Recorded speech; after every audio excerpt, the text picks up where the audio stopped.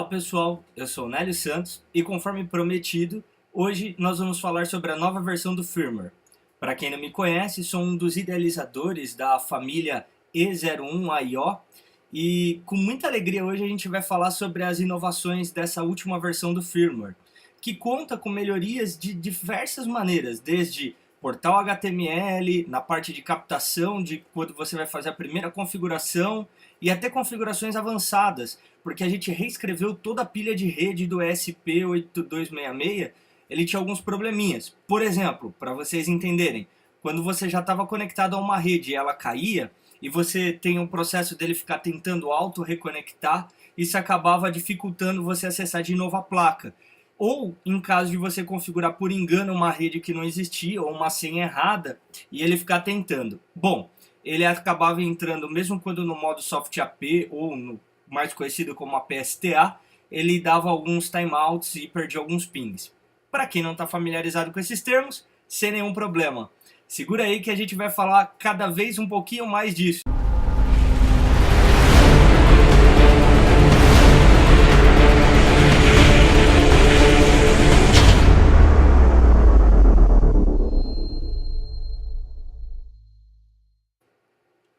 E nós vamos começar pelo menu da placa. Muito bem.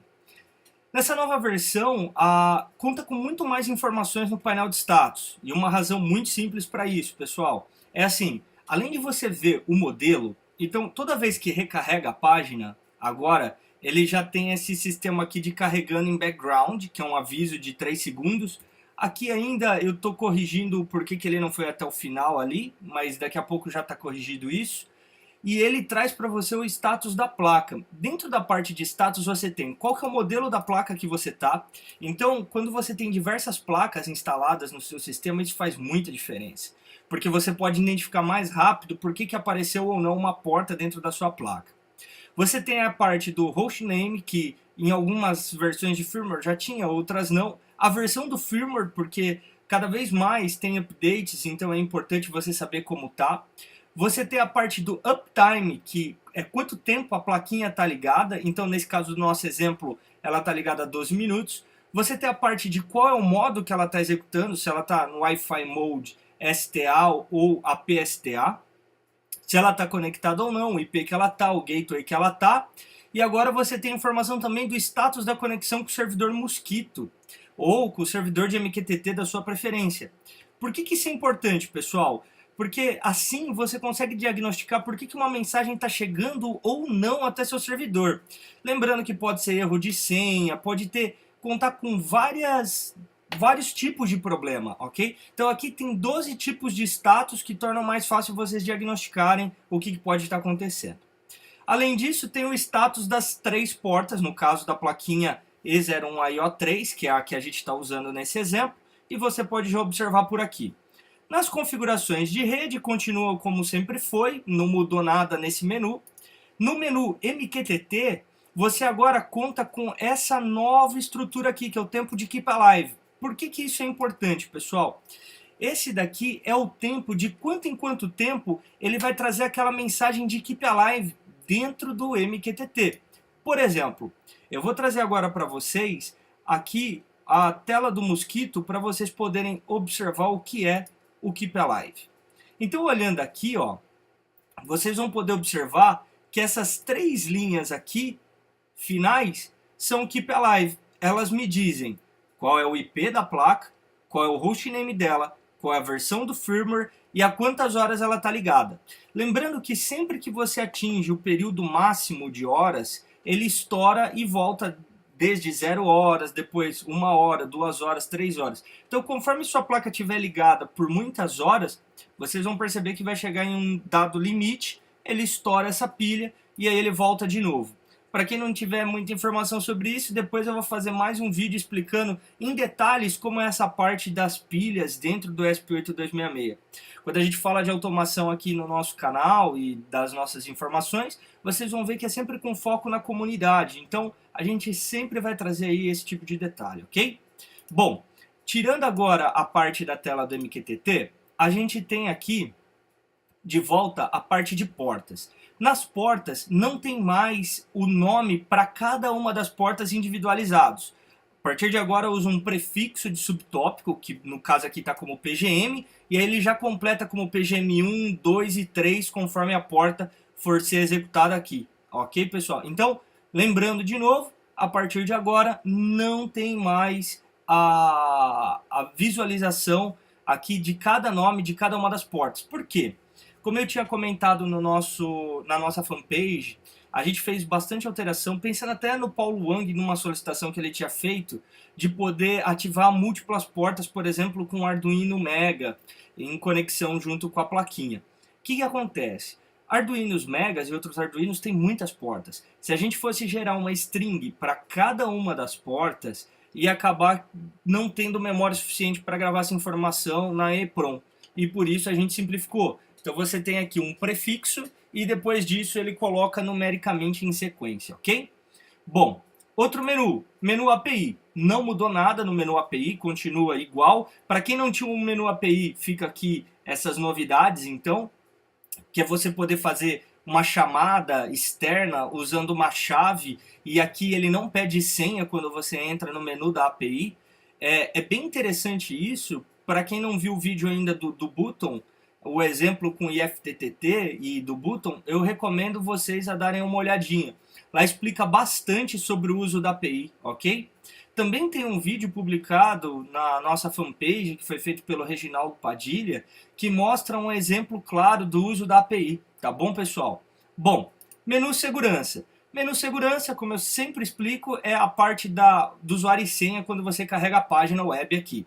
O que é importante lembrar nessa parte? Não tem como recuperar a senha. Então, pessoal, não esqueçam a senha, grava a senha, anota a senha, porque se tiver que recuperar, vai ter que mandar o SP8266 para mim, gravar um novo firmware nele, que resete essa senha, para daí voltar às configurações de fábrica. Então, fica aí a dica, não perca a senha, beleza? Próximo menu, sensores. Esse é o menu que a gente vai falar bastante hoje, tá? Então, um dos focos desse vídeo é trazer para vocês essas novidades sobre o menu sensor. E dentro do menu sensor, o que a gente tem de diferente? Bom, prefixo de subtópico. No caso da plaquinha da E01AIO3, você tem dois sensores só, que é o EPIN 1 e o EPIN 3. Então, para vocês visualizarem melhor, eu vou colocar para vocês aqui o diagrama da placa. Então, olhando aqui o diagrama, vocês vão ver ali que tem o E1 e E3, que é o EPIN 1 e o EPIN 3, né? No header de extensão da placa ali, ó. Fica bem ao centro, ok, pessoal? Então, ali bem no centro da placa, vocês já conseguem visualizar essa conexão aí. Essa mesma imagem também está no manual de vocês, então vocês podem dar uma olhada lá no manual e vocês vão encontrar isso lá. Beleza? Bom, próximo item aqui, duração do ciclo. O que é isso? É o número de milissegundos que ele espera antes de notificar quantas vezes o botão foi apertado. Por que isso é legal, pessoal? Imagina assim, eu posso fazer com um toque ligar a lâmpada do local que eu estou em um único botão. Eu posso fazer que com dois toques ligue a lâmpada da onde eu estou mais a lâmpada do corredor ou de outro cômodo. Eu posso fazer, por exemplo, um toque longo. Eu quero que entre no modo de emergência, que comece a piscar todas as luzes de fora da casa. Então, com um único botão, eu consigo fazer muitas coisas. E numa placa E01AIO3, como você tem dois sensores desse tipo, você pode ainda criar diferentes coisas. E também tem a opção de peer. No peer, ele não aguarda os 300 milissegundos, lembrando que aqui está em milissegundos a unidade, tá, pessoal? Para fazer a notificação. Ele já faz imediatamente a cada alteração que tiver no sensor, se caso for um peer, beleza? Bom, próximo ponto, esse menu aqui, avançado. Pessoal, o que acontece aqui nesse menu? A partir de agora, os retries de conexão com Wi-Fi têm ciclos. Então, é importante observar quanto tempo ele leva para tentar redetectar se a rede de Wi-Fi voltou. Então, nesse caso, ele está levando 120 segundos para redetectar se a rede voltou. É um bom tempo porque a rede não costuma cair. E quando cai, depois de 2 minutos, ela deve estar estável já e com todos os serviços de volta, inclusive caso você use Mosquito, caso você esteja usando algum outro servidor de MQTT ou qualquer outra coisa, você acaba tendo ele já no ar e funcionando de novo.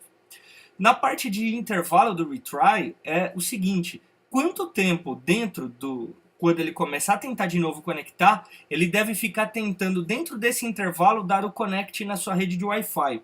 20 segundos é um bom tempo, assim também não prejudica caso você tenha errado o usuário e senha da sua rede de Wi-Fi e esteja tentando reconfigurar a placa pela primeira vez, ou trocou o usuário e senha da sua rede inteira, já trocou todas as placas antes, mas esqueceu de uma, duas, três, quatro placas. Então, aí isso daqui facilita bastante. E tem o ciclo de retry do próprio MQTT, porque às vezes você pode habilitar um servidor MQTT, ele não está no ar, e como o MQTT tem prioridade sobre todos os outros protocolos. Então, por exemplo, eu tentar acessar uma página da placa, como essa que a gente está vendo aqui, web, é menos prioritário do que eu ter a comunicação com o MQTT. Por uma razão simples. O MQTT é o principal protocolo de gerenciamento da placa e da casa, em muitos dos casos. E por isso, acaba facilitando você ter essa prioridade. Não só por isso, é porque também o MQTT é mais prioritário quando você começa a rodar com muitas placas. Então, aí tem essa questão do intervalo de retry. Para não ficar muito alto nem muito baixo, a gente recomenda os 120 segundos e isso, quando ele ocorre, ele tem ciclos de 10 segundos de connect. Então, durante o tempo que ele estiver tentando se conectar, ele pode ficar até 10 segundos indisponível a resposta de página para você de configuração, caso o seu MQTT esteja habilitado e esteja fora do ar, beleza? Próximo passo é o próprio menu de status de volta. Então, o que mudou aqui, pessoal? Primeira alteração. A partir de agora, quando você vai fazer a primeira configuração, você pode digitar o IP 192.168.4.1, como fica aqui, que é o normal, mas você também tem a opção de digitar qualquer nome. Então você digita lá, por exemplo, www.google.com.br. Automaticamente ele vai te jogar para o IP 192.168.4.1 se você tiver na conexão de Wi-Fi da placa, tá? Isso é o que a gente chama da parte de portal captativo. Outras novidades são o auto retry. Então, por exemplo, você está tentando atualizar uma informação aqui no restaurar. Agora a placa já não está mais nesse IP dentro da minha rede. Eu bato aqui, ó, ele vai tentar conectar na placa para fazer a recuperação dessa informação. Se ela não consegue, ele dá o auto retry. Se ela consegue, ela continua, beleza? Então aqui fica essa importante dica aqui. Se você tentar bater restaurar e ele não conseguir trazer, ele traz o menu de novo. Se ele conseguir trazer, ele fica assim. Aqui no meu caso, nesse Mac, eu uso duas placas. Eu tenho uma rede física conectada com a rede 10 aqui, que está aqui, e tenho uma conexão direta via Wi-Fi com a placa, tá? Então eu tenho as duas coisas rodando. Apesar de que a placa nesse momento está rodando no modo STA, ok? Então só fica aí essa dica para vocês.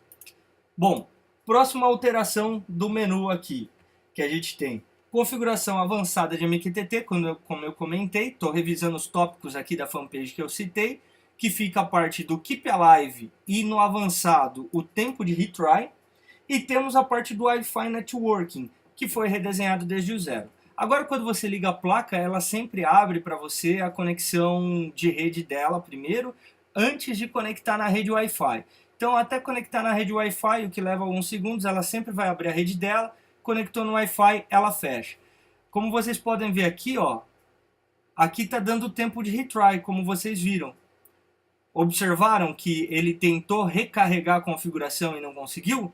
É isso que eu comentei com vocês, que depois que ele descobre que ele não consegue, ele tenta dar o retry aqui.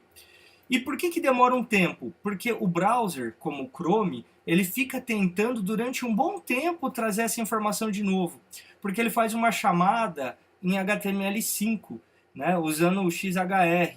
E aí ele não consegue, mas até dar esse timeout ele fica tentando. Então daqui a pouco vocês vão ver esse menu de novo. E a próxima informação é aqui a parte dos sensores, onde nós temos aqui a parte do controle por pulso e das conexões. Para essa parte do controle do pulso e das conexões, pessoal, eu vou mostrar para vocês através da tela aqui do meu celular como que está rodando na placa, ok? Aí vocês vão poder ver o diagrama e o modelinho. Então, vamos lá. Primeiro passo, vocês vão ver aqui o circuito que foi colocado. Então, o circuito que eu estou usando é esse aqui, pessoal. É um circuito bem simples, não tem segredo nenhum, né? Então, dentro do header de extensão da placa, vou até pôr aqui para vocês o diagrama da placa para vocês verem, ó. Eu pego o 3.3 volts da placa, que está ali no header, que está 3V, coloco um resistor de pull-up, que a gente chama de 10K, e aqui eu recomendo que ele seja no mínimo de 1/4 de watt, tá, pessoal, de potência. Mas aí fica a gosto de cada um. Então, coloca aqui um resistor de 10K. Esse resistor vai uma perninha dele depois do resistor, ó, ligada ao ePIN 1, nesse caso, do nosso exemplo. No nosso exemplo aqui, vocês vão ver que eu liguei no ePIN 3, tá? Mas aqui na imagem aqui tá ePIN 1. Então você vai ligar ele uma perninha no ePIN 1, que é esse daqui, que está aqui em cima. Fazendo até a transição para vocês aqui. E depois vocês têm a outra perninha que vai ligada na parte de baixo ali onde tem o push button. Então, como vocês vão ver ali, tem a opção de um botãozinho para vocês fazerem como pulsador. O que é importante? Pode ser um pulsador, pode ser um botão, pode ser uma chave de toque, pode ser uma chave de fim de curso, pode ser N coisas. Qualquer coisa que feche o contato e leve para o terra, que é o menos ali, que zere o sinal, né? Ele já vai entender como tendo sido um toque. E aí, depois de 300 milissegundos, ele volta para vocês. Então, fazendo aqui a transição agora para a visão do iPhone, que está lá com a plaquinha, nós temos aqui o iPhone já carregado, né, mostrando para a gente a visualização. Vou aumentar aqui para vocês um pouco a visualização. E nós temos aqui atrás uma tela rodando Mosquito que vai aparecer agora, ok? Então, direto de dentro da placa, ó, quando eu pressiono uma vez o botão, observem que aqui na parte de baixo, ó, ele já trouxe um sensor, tá vendo? Ó, que é o sensor 2, que é o ePIN 3 que está ligado nesse exemplo aqui no circuitinho de pull-up que vocês estão vendo. E ele contou que eu pressionei durante 87 milissegundos o botão, ó. Então, pressiono o botão e ele vai marcando para mim o tempo que eu levei pressionado e como foi. Mas eu posso pressionar o botão várias vezes. Então, eu vou dar um exemplo para vocês aqui, ó.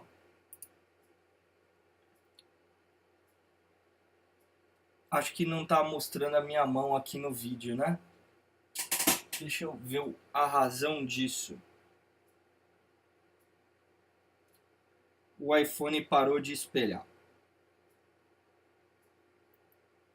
Pessoal, eu ainda vou melhorar bastante a produção de vídeos, viu? Eu tô aprendendo ainda. Essa é uma coisa para mim que é novidade dentro das coisas aqui que a gente está fazendo.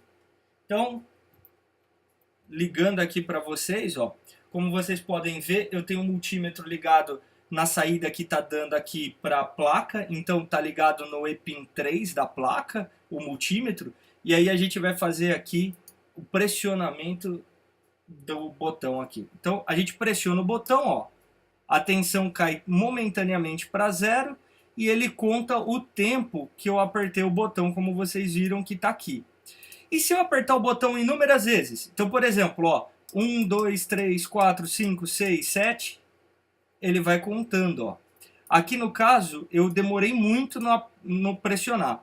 Eu vou pressionar mais rápido porque o ciclo está de 300 milissegundos só. Então, 1, 2, 3, 4, 5, 6, 7, 8. Contou 8 vezes. Vou pressionar agora 10 vezes. 1, 2, 3, 4, 5, 6, 7, 8, 9, 10. Ah lá, ó. E aí ele me marca o tempo que foi pressionado pela última vez o botão. Ou eu posso pressionar uma vez em tempo longo. Então você vem aqui, ó, e segura em tempo longo o botão, como vocês estão observando. Então, essas são as opções que vocês têm para poder medir se foi um toque curto, um toque rápido, quantos milissegundos levou, né? E daí você pode aplicar também algum tipo de debouncing para o botão, caso você queira evitar algum tipo de probleminha mecânico que possa ter no botão. Uma outra coisa que ajuda bastante é usar a chave de toque, porque a chave de toque tem menos problema com esse tipo de ruído, tá? Bom, olhando aqui então o circuito que está na protoboard, é um circuito muito simples, usa o próprio header de expansão da placa para fazer as ligações, ou seja, não é preciso cabear, fazer qualquer outra coisa para que isso funcione. Você consegue ali ver pelo multímetro como está a contagem, então dá para fazer uma boa depuração. A gente está fechando uma parceria com uma empresa para fazer esses cabos, então quem tiver interesse em já adquirir o cabo pronto, vai ter as duas versões, para E01 AIO3 como para E01 AIO1, e uma já vem com 3 saídas disso e a outra com uma para sensor. E não vem o botão, por quê? Porque você pode usar qualquer tipo de botão, qualquer tipo de chave, qualquer tipo de modelo que você escolher, pode até ligar no seu PIR. A ideia aqui só é que ele já venha com o pull-up colocado, ele já vem com o espaguete termorretrátil colocado, que garante uma melhor durabilidade, né? E aí ele vai funcionando. Algumas outras coisas que eu comentei com vocês. A placa E01 Intelbras, ou a placa para alarmes, daqui mais uns 10 dias já deve estar por aí pintando ela no Mercado Livre.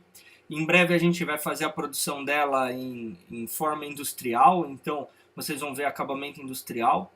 A plaquinha E01 AIO1 e a plaquinha E01 AIO3 já mandamos para uma fábrica, né, de um parceiro aí, que a gente está começando a fazer teste com ele. Então em breve a gente vai ter novidades de como está essa plaquinha funcionando, beleza?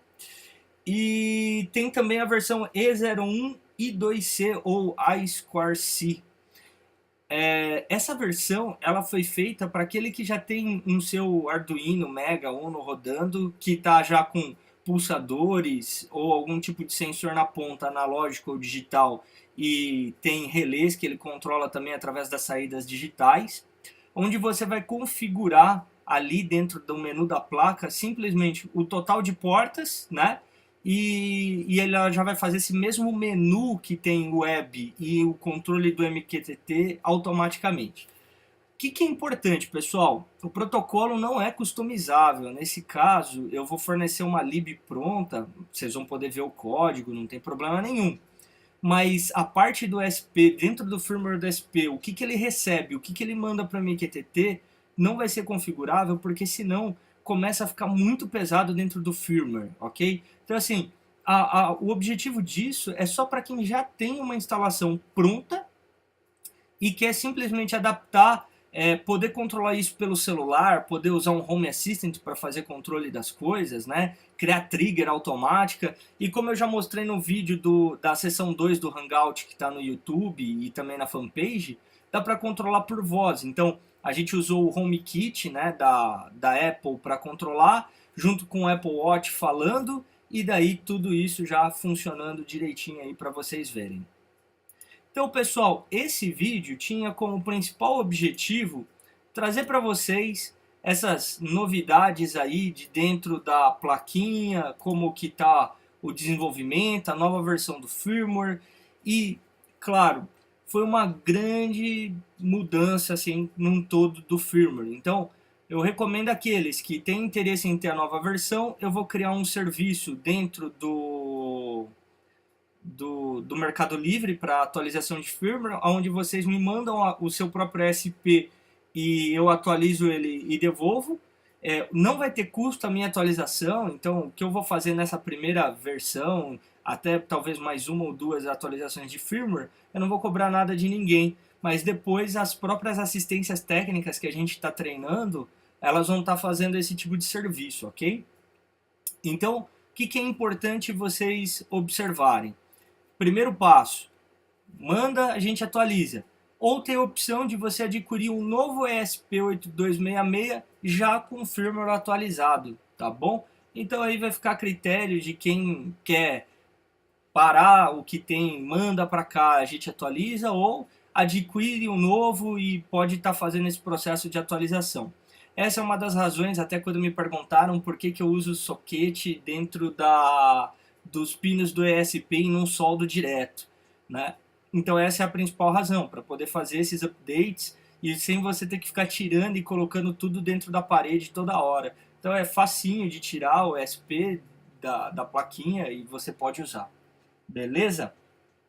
Bom, pessoal, esse foi um exemplo do botão contando. Depois eu vou instalar ele aqui e mostrar para vocês como funciona num teste prático, ligando e desligando lâmpadas e trazendo isso de um modo mais visível e factível para vocês. Mas aqui já deu para vocês conhecerem um pouco melhor as opções do firmware. Então, as opções mais importantes eu coloquei dentro do menu avançado. Dentro desse menu aqui fica a dica de que no manual, eu vou atualizar o manual para conter detalhes sobre isso, como são esses ciclos, qual a importância deles, o que um ciclo muito curto pode ocasionar, o que um ciclo longo pode ocasionar. É bastante coisa que está hoje dentro já da parte HTML para caber dentro do ESP8266. Então, assim, foi feito bastante otimização, muito trabalho aqui de revisão de tudo isso. E espero que vocês gostem. E qualquer dúvida, crítica ou sugestão, manda pra gente aqui, tanto na fanpage quanto no YouTube, dá aquele joinha no vídeo, compartilha com os amigos e vamos levar o IoT para todos os cantos do Brasil. Espero vocês na nossa próxima sessão de Hangout. Foi um prazer e até breve.